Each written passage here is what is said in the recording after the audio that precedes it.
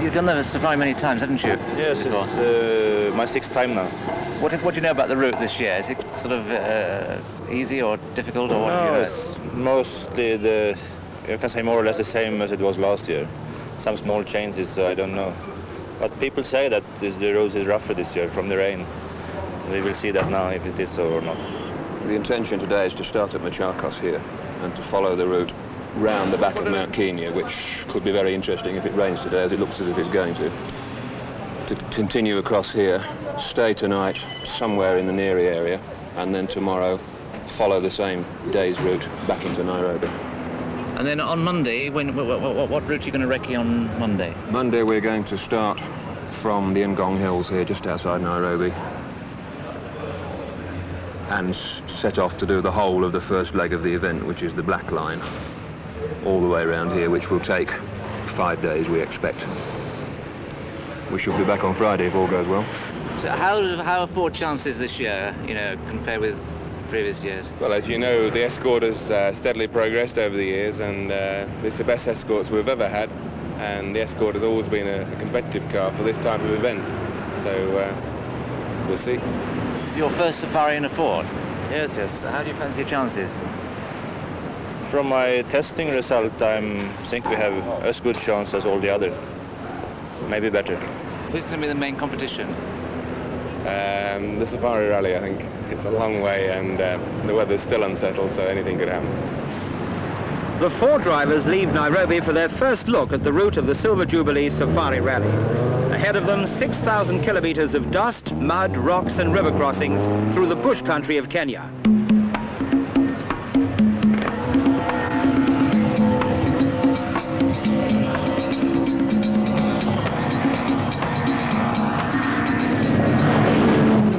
During the next 2 weeks, the world's top professionals in Fords, Lancias, Datsuns, Peugeots and Colts will cover every inch of the route. As well as carefully noting every bend and every hazard, they'll be testing brakes, suspensions, transmissions and tyres in preparation for the world's toughest motor rally.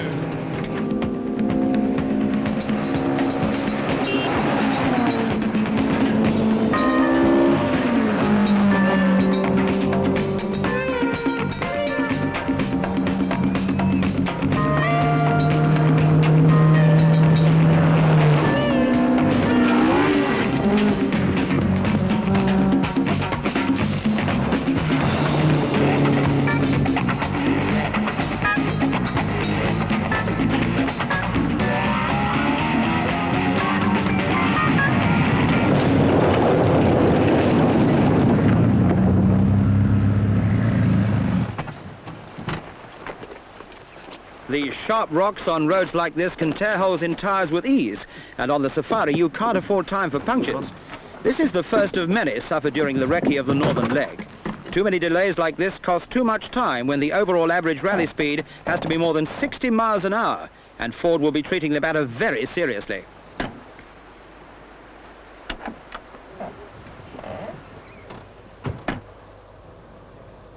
Back in Nairobi, Ford mechanics Gordon Spooner and John Smith are enjoying lunch in the sun while the drivers tackle the recce, but not for long. What the hell that is? Okay, what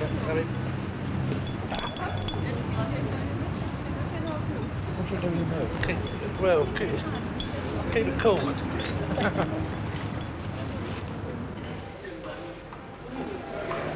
Oh, Mr. Yeah, Mr. Spooner, here you are now. Hello? Hello? Yeah? Hello, Harry. What's happened? Ari Vatanen, on his recce of the northern leg, has a problem. You need a new prop shaft and radiator. Where are you? Embu. All right, we're going to see what spares we got, and we'll phone you back some big questions, and we'll get out there as soon as we can, okay? First level, we hit the unseen stone on the road, so that high at least, and you know, it hit the jump card, and when car landed on the stone, you know, it hit the prop shaft and bent it. And what else, radiator started to leak, but we managed to fix it. And it's drivable now, but I think we have got to go back to Nairobi and fix it probably. So you'll go back to Nairobi and start again tomorrow, will you? Yeah, after we have had a nice weekend, you know, I don't think so. Our union has said that we can't drive this time of week, you know. Yeah. Friday night now, yeah. Your union? Yeah. Yeah, our union. Yeah. Rally drivers union or not, the dusty hillsides are still echoing to the angry roar of the other escorts. There's a lot of ground to cover before they get back to Nairobi.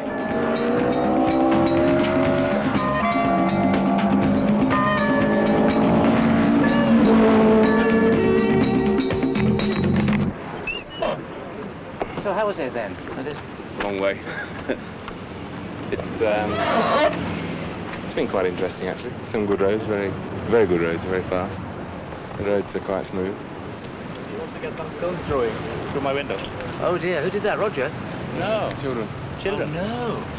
It's unusual actually, because usually the natives are very friendly, aren't they? Yes, but you know, stones throwing they like very much. I don't know why. It's all right though. I think we have to protect the window in a better way, maybe. What were you doing looking at the dampers then? What's happening here? We feel them are maybe a little bit too hard. Ah. So we maybe change and try a new setting. Is it the same on yours? A bit too hard, yes. So next round we will do testing again. What are you going to do now? Have a beer. The drivers can relax in comfort, but co-drivers like Jim Porter don't have it so good. Before he can get to the bar or the pool, the recce post notes have to be neatly and accurately drafted.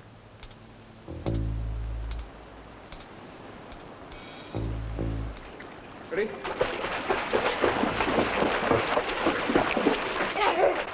There's this myth about no European can ever win this event. I think that 2 Europeans have won it just recently. Why is this? Why is it so difficult for a European to win it? Well, local knowledge and local language makes life an awful lot easier when you get stuck in the mud. And the rally is certainly a game of luck and chance as well as driving and car preparation. It's one big event. Actually, how is it different from a European rally?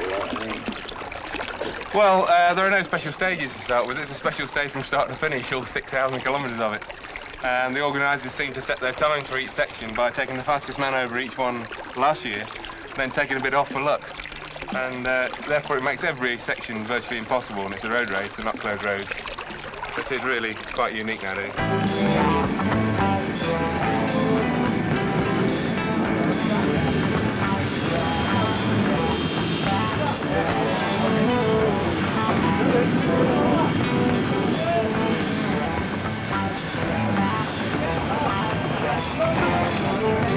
Come on, for Christ's sake.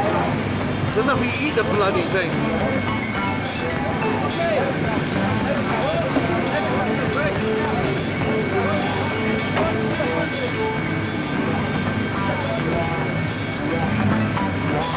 Come on, let the bloody thing go.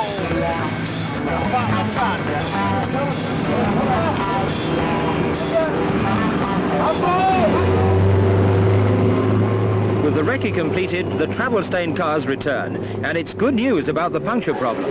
Well, picked up a nail, gone straight through the steel, but I don't think anything would stop that. I mean, the steel brace tyre will stop a rock or something like that, sharp flints, but it certainly won't stop a nail as sharp as that. Okay, well, it's the first one in the steel, so we found out why. Is this the answer to the tyre problems that we I hope so. On the northern leg, they'd had quite a few punctures. Bjorn had quite a few, I think. You said 5, did you? 5 in one day. 5 in one day with the ordinary textile tyre. But now they've had these steel bolted tyres. On the southern leg, they've had no punctures. Just this one. So hopefully that'll cure it. Complete southern loop on one set of rear tyres, and that's the only puncture. How have you found the route? It's not too bad. Some places bad. We have spent some hours in deep rivers. So I'm still wet in my back. What happened there? No, we get stuck in water, you know. The water come up that high, you know, so the whole car was full of water. Good experience.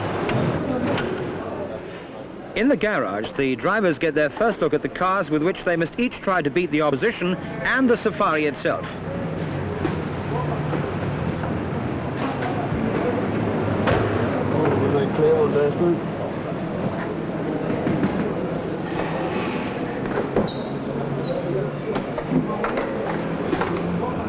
Perhaps with punctures in mind, Bjorn Valdegaard tries the jack.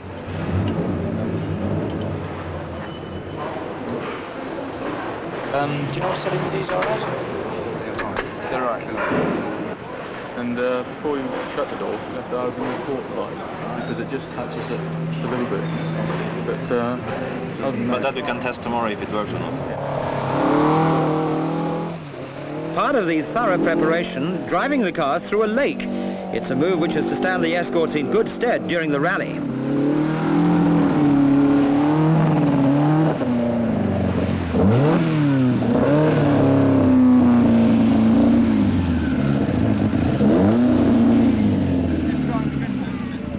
How high did it come on the recce, Roger? How high up, did you say? It was to the top of the wheel arches, and obviously the seats were full inside, and the steering wheel was about the only thing clear of the water. It's quite interesting. And with the rain we've just had, you know, it could be at least as bad as that on the event. That's quite satisfactory, that, wasn't it? Well, it didn't stop, so it must be all right. Good. What I'm going to go through a few general points, then I'm going to ask Alan or Peter if they've got any technical points they want to go through. And then I'm going to ask the co-drivers to go through vaguely the route with you and any basic problems they see. And then we will segregate the service crews, 2 service crews per co-driver, and that particular co-driver. While Ford mechanics get their last briefing, the other teams are on final preparations too. How many cars are Dutch entering in the rally? 5 cars for team entry and private entry, 1 private entry for Japan. Cesare Fiorio, Lancia team boss. Prepare, but we've been working for about 25 days, 1 month on this rally. We hope not to do too bad. What's happened out there? Seems to be a bit of damage to one of the cars. It was a road accident, nothing to do with the rally. It was the first practice car we brought down, and it had an accident the day that it arrived here, so we couldn't practice at all. Jatinder, are you going to be the first man to have won it 4 times? I shall try my very best once again. What about the route this year? Is it a difficult route, or? It is going to be a very hard one, yes, sure. Harder than ever before? Yes. Why is that? Well, they have added about 1,000 kilometers to the route, and it goes into the worst parts of Kenya. And now the rains have started. I think it's going to be rather dicey. But presumably this will favour your own chances, I would have thought. Well, we are not very powerful. Our cars are not so fast as compared to the Fords and the Stratos and the Peugeots. So I think we shall even up the chances. Timo Mäkinen for Peugeot. Good safari this year. Of course, the rain can do some stupid things for rally, but it's very rough route, and I think this best safari so far. I don't think the fastest car will win. The most reliable car will win. Sure. 72 winner Hannu Mikkola. I think my teammates will do very well, I think. And I have seen Fords, and they look very well prepared. Kenyan ace Vic Preston Jr. I've driven a Ford for a long time, and they must be the best prepared Fords I've ever seen from Bora. And I think that all going well, and the weather being a bit different to what it is now, maybe a bit of rain here and there, the Escort should be able to win the safari.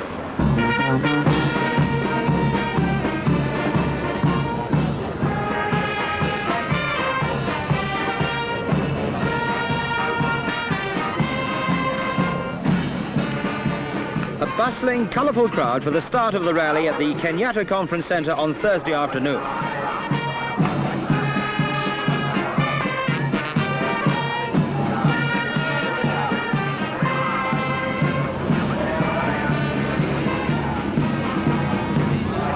Voldegaard leads the field away. It's raining and the sky promises more to come.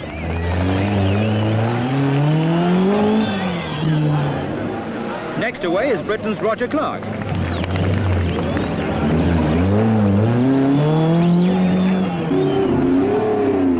Simo Lampinen in the first of the 3 Lancia Stratos races. Once out of Nairobi, it isn't long before they hit the first really wet conditions. Roger Clark obviously means business.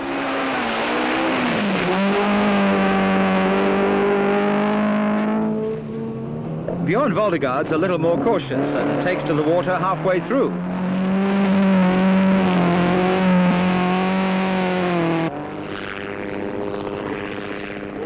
Simo Lampinen changes his mind about taking it flat and settles for half in, half out.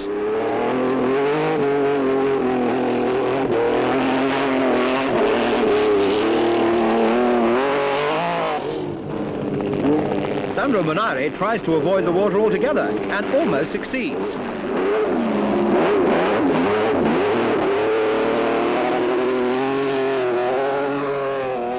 Three-times winner Jaginder Singh tries to avoid it too, but gets into uncharacteristic difficulties.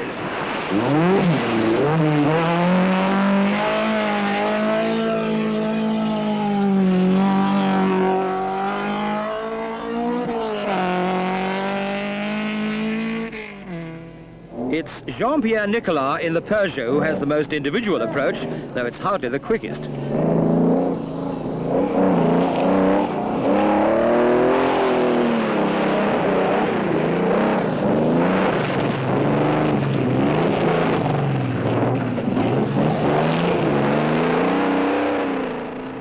Finish ace Ari Vatanen in Ford Escort number 14, having his first taste of the safari. He treats the water with evident respect.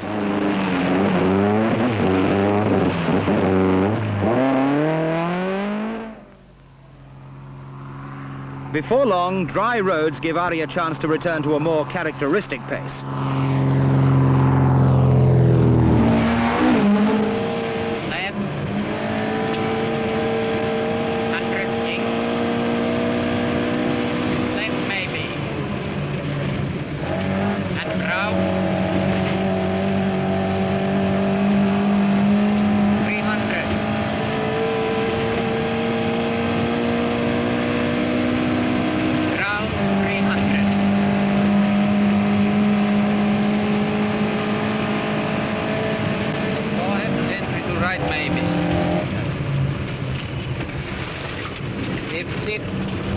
Left minus.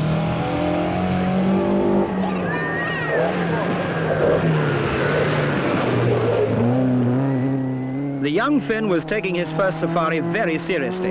He was bitterly disappointed when rear axle trouble combined with appalling weather conditions to eliminate him on Saturday.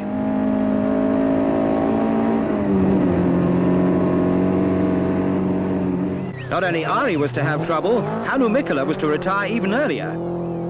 Vic Preston Jr. in Escort number 18, soon to hold second place in one of his best performances in 7 years of safari driving.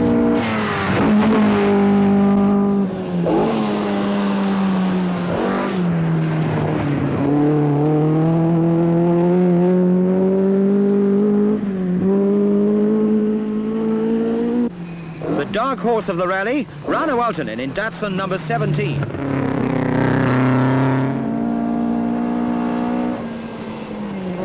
Devinder Singh, teammate and brother of Jaginder.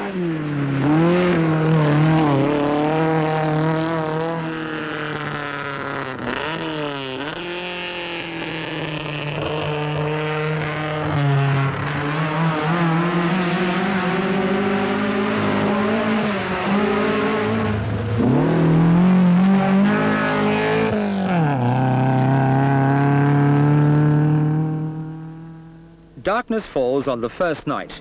It will be one of the worst and wettest nights in safari history. Fewer than half of the 68 starters will survive the rain, floods and seas of mud. Good Friday dawn at I-10 in the Charangani foothills. Well, we've had about 8 inches of rain in the last 4 days here. 2 nights ago we had 3 inches, And then last night, maybe about 1.5 inches. And then last night it rained for the whole night, which about 2.5 inches again. Ford team manager Peter Ashcroft. Well, I believe Harry's diff's gone somewhere. Also, Roger's stuck with a water pump fell off the engine. So we've got a few problems. What about the others? I don't know about Bjorn. Last I heard of Bjorn, he'd gone into an area where it was virtually impassable. But he was leading on the road, so whether we can get a mud car to him, I don't know. What about Vic, the other one? Vic was going all right last time I heard. So do we assume Roger and Harry are definitely out there? No, and they were trying to do something for Roger, I think, and somebody's going to try and sort out Harry. There's lifeless hope.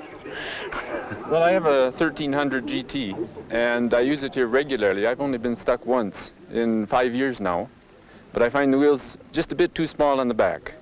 But other than that, no problems at all. So Bjorn and Harry shouldn't have much bother around here then? I hope not. I want to see the Fords do well, of course. That's my car. Bjorn Voldegaard arrives at I-10, already rally leader by more than half an hour.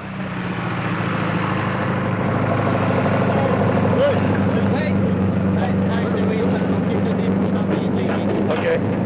Norman, check the diff in case it's leaking. Have you got a wheel spar? Take away the mud from the way. Mud clogging the wheel arches is a problem. Harry's had a diff go. Nothing's what I have to be worried for. Roger's had a water pump fall out. But,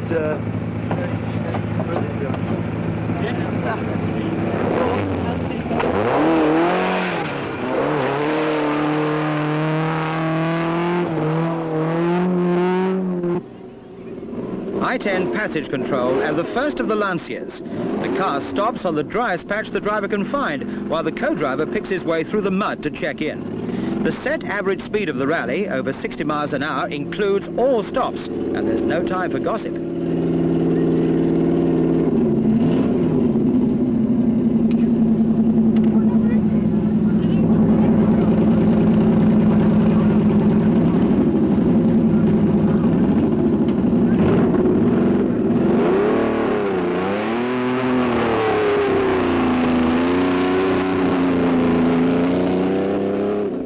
Jean-Pierre Nicolas, third behind the escorts of Voldegaard and Preston Jr. The Peugeot's broken windows have been caused by fun-loving but stone-throwing villagers.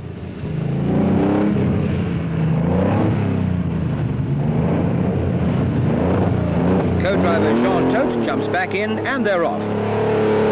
Voice of Kenya Television right at the point of action.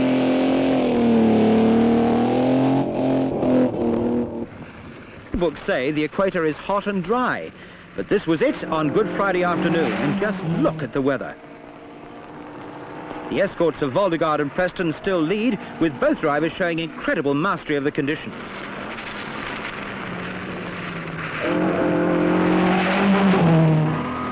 Munari's Stratos chasing the leaders hard. He can only hope that trouble will hit the escorts as he wipes at the windscreen.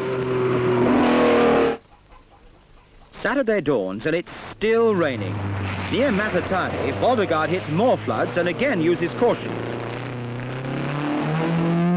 While Rano Altonen, now fourth in his Datsun, uses a more dashing approach.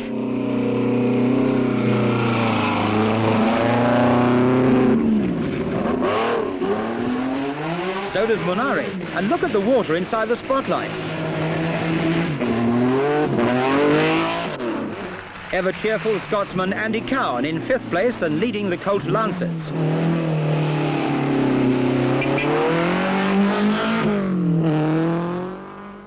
At Sagana, on the edge of the Aberdare Mountains, the rains have turned a quiet stream into a lake 500 yards across. Local children wade out to mark the road as Shinozuka's Lancer tackles the crossing. He's lucky. The leaders hit this lot in the dark.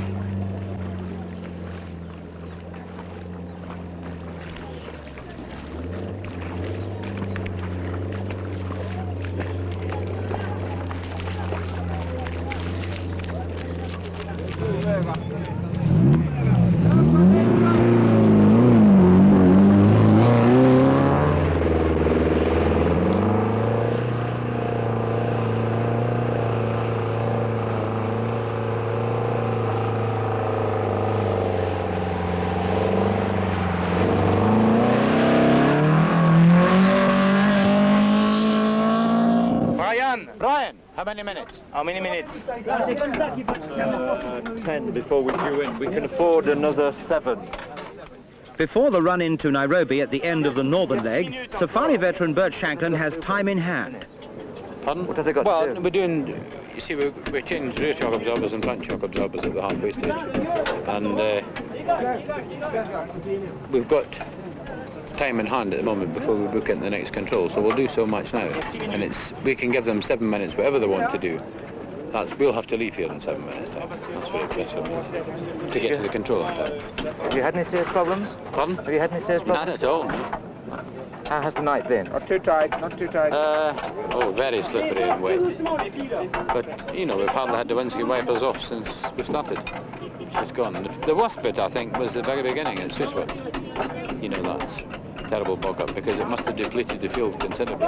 After it got dark, you couldn't see where to go. I mean, we were fortunate, we got stuck, but it was still daylight, and, you know, you can see much better what to do.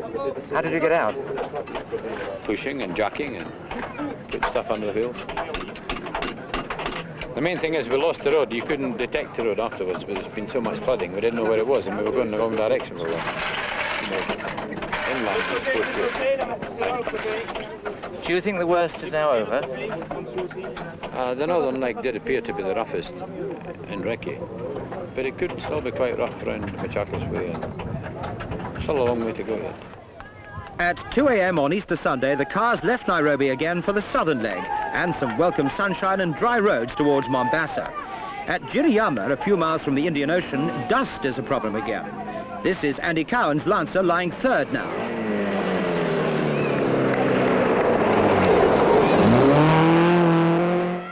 Voldegaard's Escort is still leading and sounds as good as ever.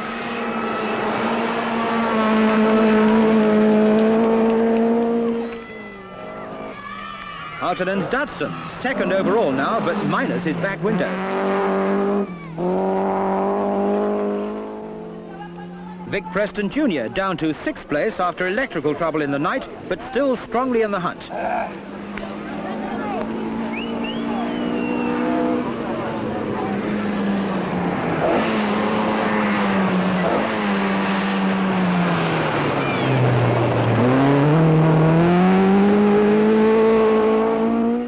Monare Stratos, now 4th, but chasing hard as he hurls the lightweight racer to the village.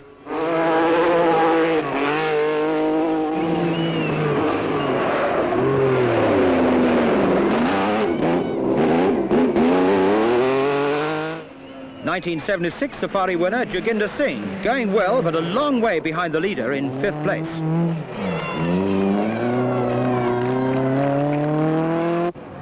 Mazeras, where the usual floodwater is lower than ever before. Voldegaard still takes it gently.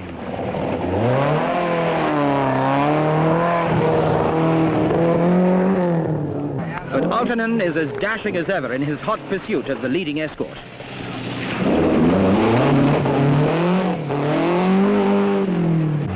Vic Preston's brilliant safari is nearly over. He'll be forced out in the Taita Hills on Sunday afternoon with a broken clutch and bell housing.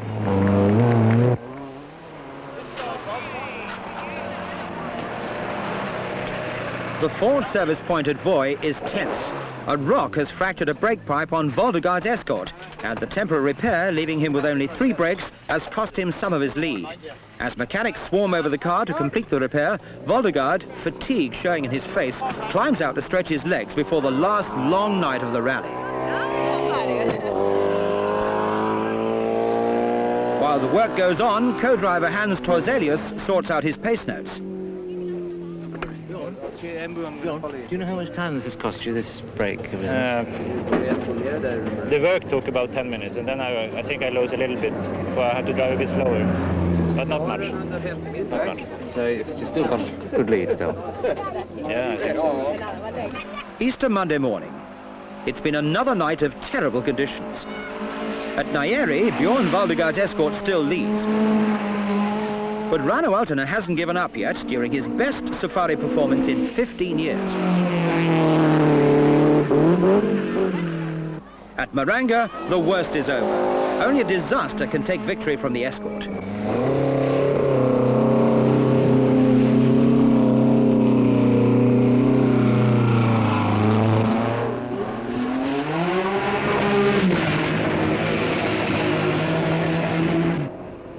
Bjorn Valdegaard is as good as home. His Escort speeds back to Nairobi after what must rank as the finest drive of his career.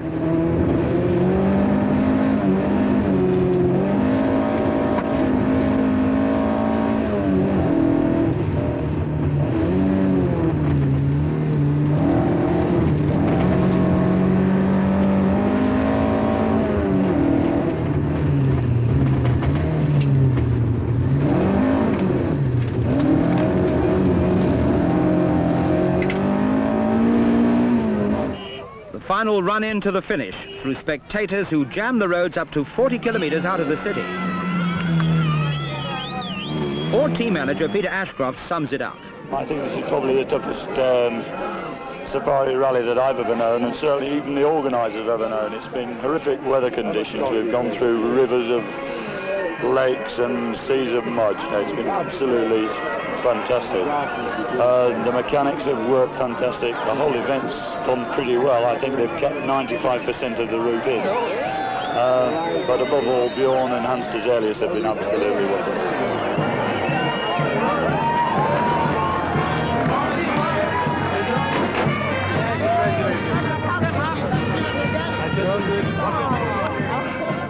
In 25 years of safari rallies, the Silver Jubilee event has been the longest, wettest and toughest ever, with only 12 of the 68 starters reaching the finish. For Valdegaard, it is victory at the 6th attempt. It's the second win for the Ford Escort and the second too for a Swedish driver. To win makes the fatigue, the effort and the long preparation well worthwhile.